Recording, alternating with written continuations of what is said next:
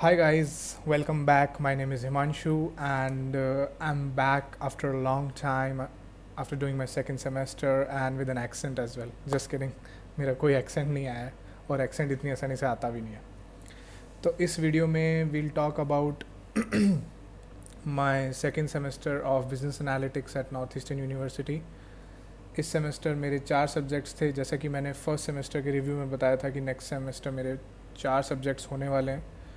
तो इस सेमेस्टर मेरे 4 सब्जेक्ट्स कंप्लीट हो चुके हैं. Now I am left with only 3 subjects which needs to be taken in the fall semester from September to December. तो अब हम बात करते हैं कि ये 4 सब्जेक्ट्स कौन से थे. तो फर्स्ट सब्जेक्ट जो था वो था info visual dashboard design for business. तो ये subject was totally based on dashboards, visual charts जो कि आप टैब्ल्यू में देखते हैं या आर लैंग्वेज या पाइथन में देखते हैं.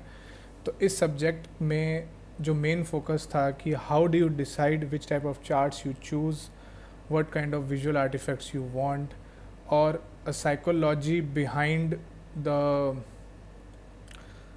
Colours charts for a particular data set, which tool to use.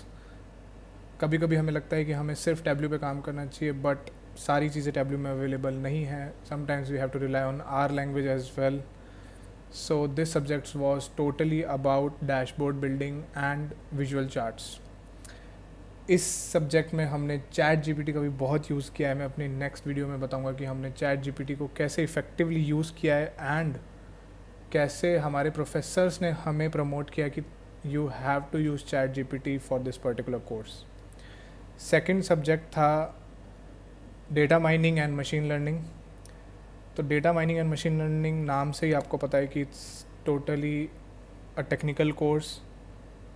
इस सब्जेक्ट में नाम से ऐसा लग रहा होगा कि डेटा माइनिंग और मशीन लर्निंग दोनों हैं, but it was kind of an introduction course to these techniques.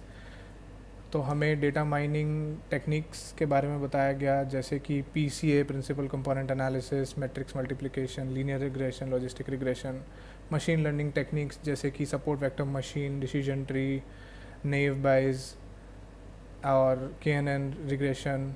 तो इस तरीके की डिफरेंट टेक्निक से हमें इंट्रोड्यूस करवाया. हमें पाइथन का यूज़ आया इसमें और हमने डिफरेंट लाइब्रेरीज यूज़ करी.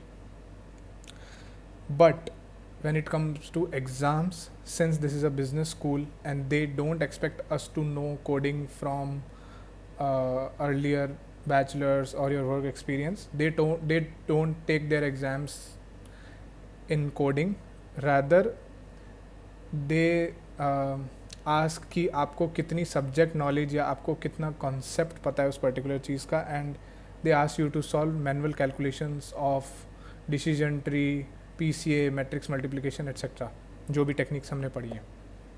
तो ये एक बहुत बड़ा एडवांटेज है नॉन टेक्निकल लोगों के लिए कि इस कोर्स में उनसे कोड एक्सपेक्ट नहीं किया जाता.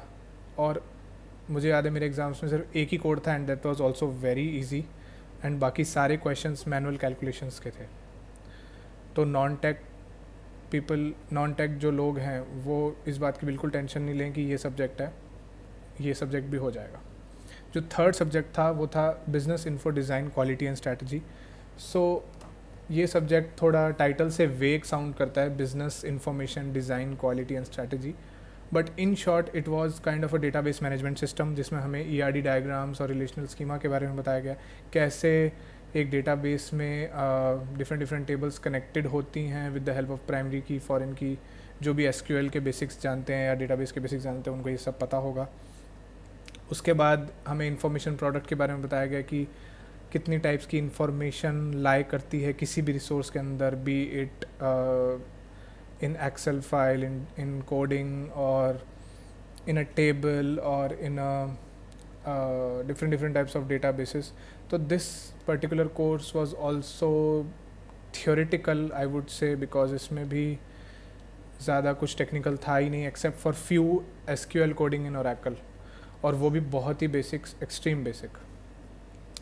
नाउ द फोर्थ कोर्स जो था वो था marketing analytics, and it's one of my favourite subjects, because marketing analytics ही एक ऐसा सब्जेक्ट मुझे लगा जो कि रिलेट करता है जो डिग्री मैंने ली है बिजनेस एनालिटिक्स।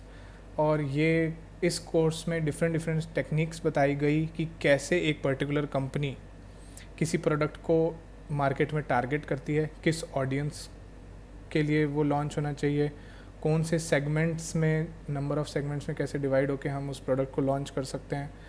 तो एक प्रोडक्ट को मार्केट में लॉन्च करने से पहले जो भी टेस्ट किया जाता है वो सब टेक्निक्स इस सब्जेक्ट में हमें पढ़ाई गई।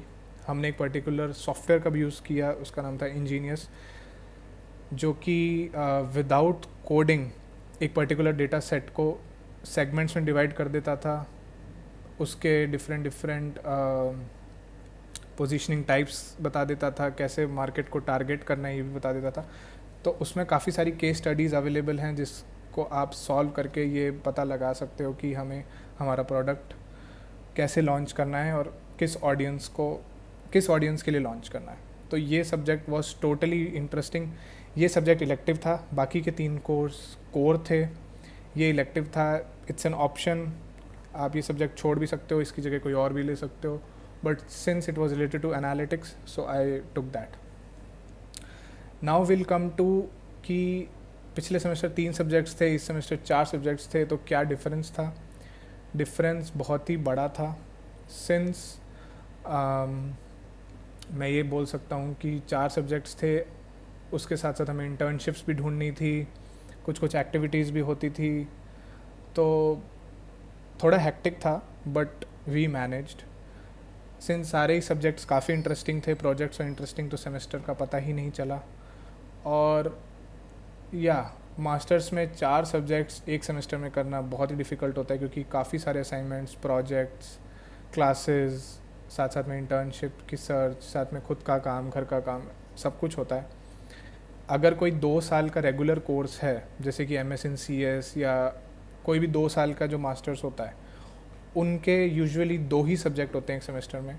बट सिंस बिजनेस एनालिटिक्स एक शॉर्ट टर्म कोर्स है और फास्ट पेस्ड कोर्स है 16 मंथ्स का, तो हमें हर एक सब्जेक्ट में मिनिमम 3, हर एक सेमेस्टर में मिनिमम 3 सब्जेक्ट्स तो लेने ही पड़ते हैं। तो I think this semester went very well and I would से you should go for it. And मैं अगली वीडियो में बताऊंगा कि कैसे हमने ChatGPT यूज़ किया उस वीडियो में, सो स्टे ट्यून्ड।